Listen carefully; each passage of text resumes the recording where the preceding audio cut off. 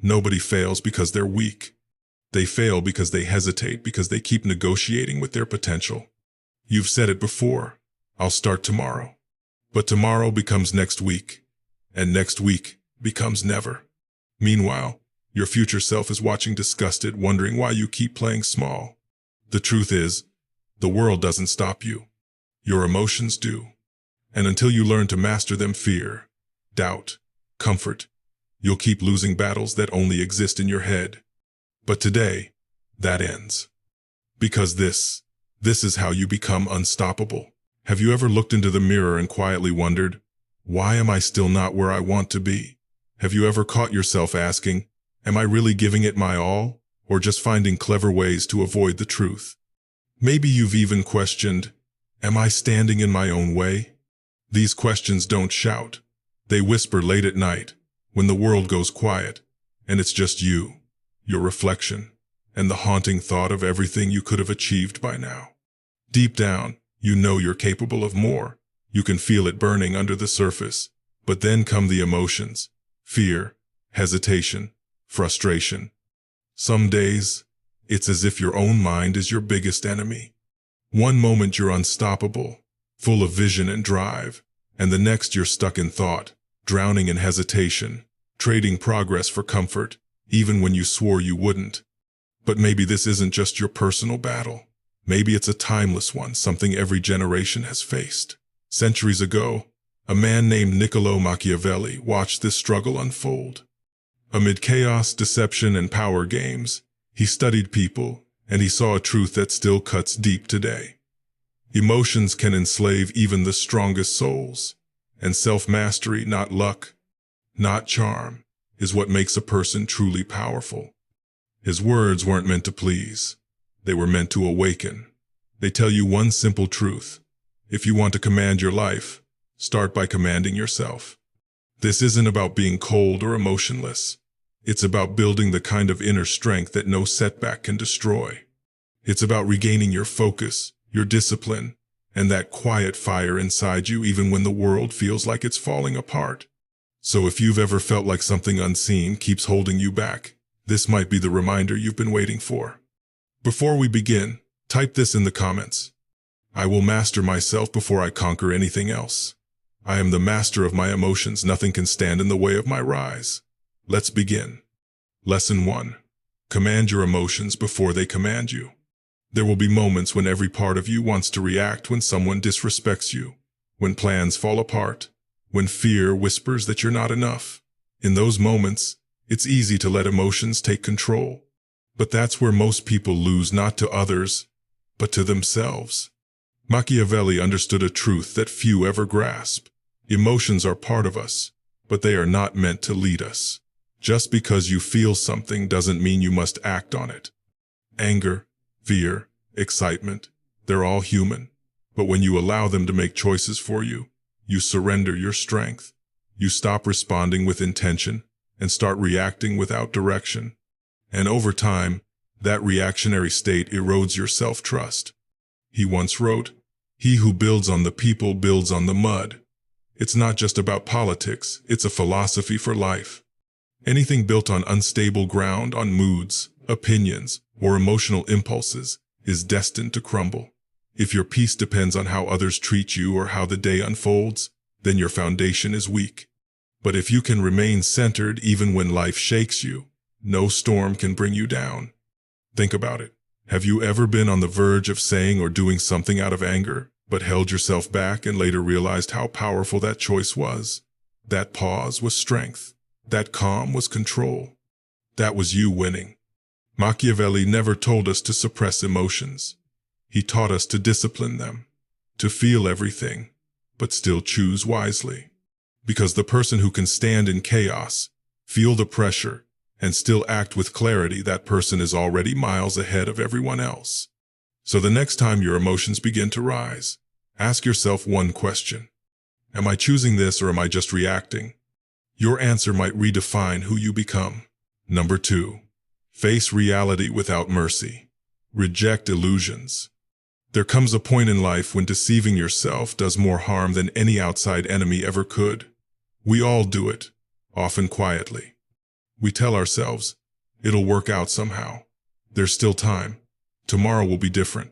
We cling to comforting lies because they shield us from discomfort, because it's easier to dream than to confront. But deep down, we know the truth. Comfort never changes reality. Only honesty does. Machiavelli understood this better than most. He believed illusions were more dangerous than any external threat. He had no patience for sugar-coated lies or emotional optimism. He valued clarity, especially when it was painful. He once wrote, "The wise man does at once what the fool does finally." In other words, don't wait for life to hit you with the truth. Have the courage to face it yourself. Often, we avoid reality, not because we can't see it, but because we fear what accepting it would require. Admitting something isn't working means taking responsibility. Recognizing a relationship is toxic means walking away. Acknowledging laziness means doing the hard work we've been avoiding. Responsibility is heavy, but it's also liberation. You cannot evolve while living inside a lie. You cannot heal while pretending you're fine. And you cannot move forward if you're waiting for everything to feel right. Life doesn't wait for your readiness. It keeps moving with or without you. The sooner you stop cushioning the truth, the sooner you regain power over your path. Ask yourself, right now, what truth am I refusing to face? What part of my reality have I been avoiding? Maybe it's your discipline, maybe your mindset, maybe the mask you wear just to get through the day. You don't need to fix it all at once, but you do need to stop lying to yourself. Machiavelli wasn't trying to make people heartless. He wanted them awake to see the world and themselves clearly, even when the view was harsh. Because once you stop running from the truth, you can finally start building something real. No life was ever transformed by waiting for the perfect moment. The moment is now. They rose above by choosing to see reality as it is, not as they wished it to be. So ask yourself, with complete honesty, am I living in truth, or am I hiding behind hope? The answer might unsettle you, but it could also set you free. Number 3. Lead with strategy, not just strength. You can raise your voice, clench your fists, and tell the world you're unbreakable, but without direction, that power scatters. Raw strength might grab attention, but only strategy earns respect. And respect is what opens doors that brute force never will. Machiavelli saw this clearly. He wasn't fascinated by loud displays of power. He studied the quiet ones, the thinkers, the planners. To him, true strength moved in silence, calculated every step, and acted with precision when the moment arrived. He once wrote, "It is better to be feared than loved, if you cannot be both." Misunderstood by many, he wasn't advocating cruelty, he was teaching presence. He meant that your energy, your composure, and your decisiveness should speak so clearly that people hesitate to test your limits, not out of fear of punishment, but out of respect for your steadiness and control. Too often, we act from emotion, trying to prove ourselves, to win arguments, to be seen. But real proof isn't found in how fast you react. It's found in what you achieve. And lasting achievement is built through strategy, by knowing who you are, where you're headed, and which battles are truly worth fighting. Think back. How many times did you lose momentum, not because you were weak, but because you rushed, reacted too soon, let emotions dictate your next move, or failed to plan far enough ahead? That's not failure, it's a lesson. Emotion-driven power burns hot but fades quickly. Strategic power lasts. You don't need to shout to be powerful. You don't need to control others to lead. You don't need to do everything to make progress. What you need is intention, clarity of thought, and purpose. True power lies in being able to see 3 moves ahead, to stay calm when others panic, and to protect your focus no matter what chaos surrounds you. Being strategic means knowing when to speak and when to stay silent, when to advance and when to retreat, when to take the risk and when to wait for the perfect moment. None of this is about manipulation, it's about maturity. It's about designing a life that runs on clarity and direction, not just bursts of energy. So the next time you feel that urge to push, to force your way through a problem, stop for a second. Ask yourself, what's the smartest move here? Not the quickest, not the loudest.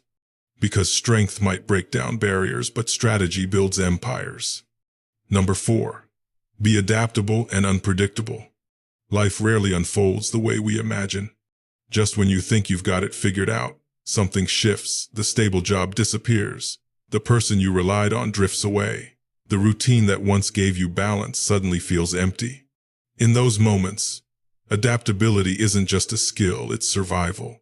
Machiavelli saw this long before us. He wrote, "Whosoever desires constant success must change his conduct with the times." That single truth still holds more power than most entire books. Because success isn't about doing the same thing harder, it's about knowing when to evolve.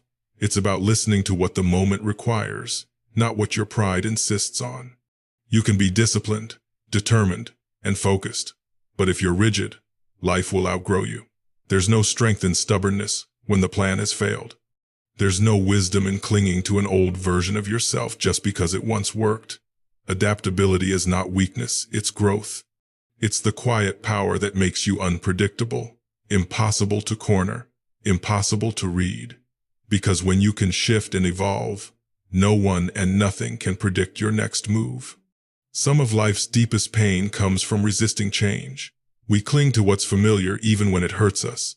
We replay habits that no longer serve us. We wait for the world to adjust, when in reality, it's we who must evolve. Being adaptable doesn't mean losing yourself, it means uncovering new parts of yourself that were waiting for the right storm to awaken them.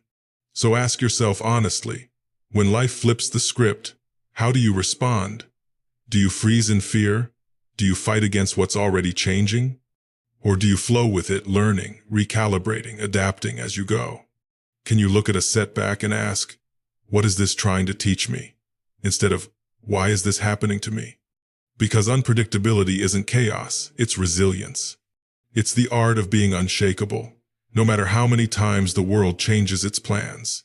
Because when no one can predict your next move, when life itself can't corner you, you become unstoppable. That's real power. Not because you control everything, but because you know how to release control, adapt, and rise again. Stay flexible. Stay alive. That's how you win not once, but over and over. Number 5. Master your image. Perception shapes reality. It's strange, isn't it?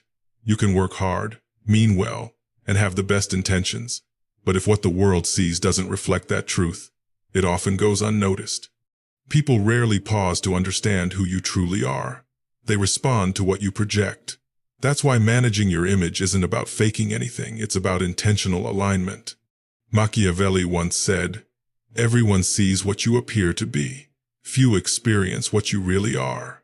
That's not cynicism, it's realism. Because in this world, people don't walk around with mirrors. They carry perceptions. And those perceptions can open doors or quietly close them before you ever get the chance to knock.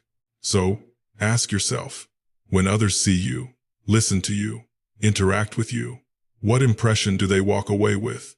Do they feel calm, confidence, or scattered energy? Do you come across as grounded and purposeful, or uncertain and defensive? This isn't about pretending, it's about consistency, making sure your inner truth and outer presence speak the same language. Your tone, your body language, your posture, your focus, each one tells a story about who you are. Because here's the truth, your image speaks even when you don't. The way you enter a room, make eye contact, or handle pressure, all of it sends silent messages. And when those messages say, "I'm composed, I know my direction, I'm not easily shaken," people feel it, life responds to it.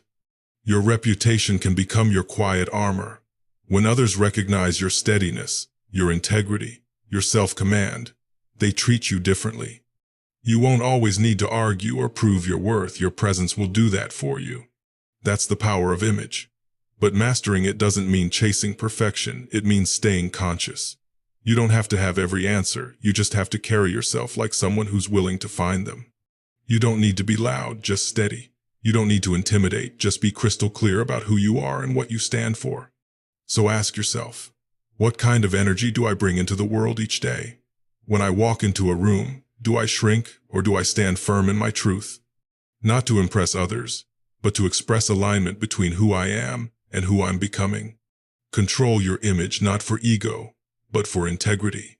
Because the world can only react to what it sees. Make sure what it sees reflects who you're becoming, not just who you've been. Number 6. Don't display weakness. Strength speaks louder than words. There's a certain silence that follows when you reveal too much uncertainty. The truth is, people don't always respond with empathy. They observe, they measure, they judge. They may not say it, but they notice when you hesitate, when your tone wavers, when your confidence slips. And slowly, without meaning to, you start losing ground not because you lack ability, but because the energy you project says you're unsure. Machiavelli once wrote, "A wise ruler ought never to keep faith when doing so would be against his interests."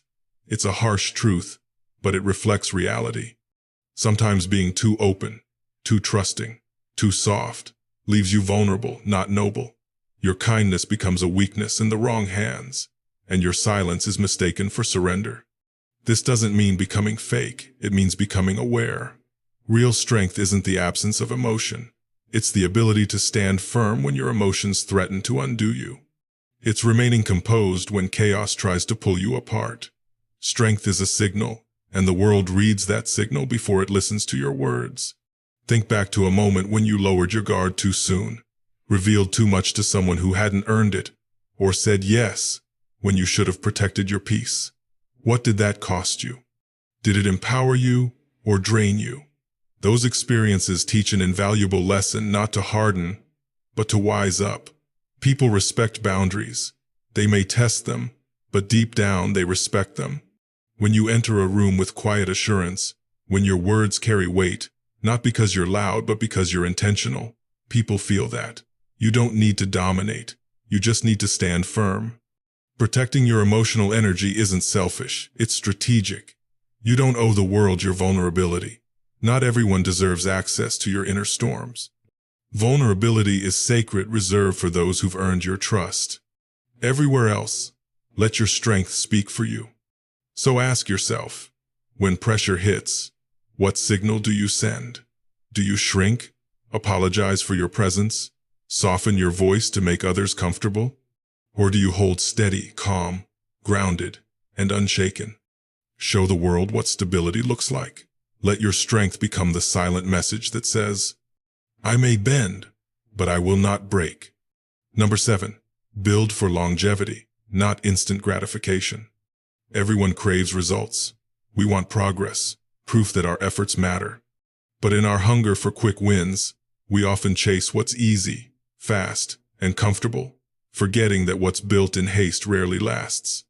And when the thrill fades, we're often left staring at the same place we started, wondering why nothing truly changed.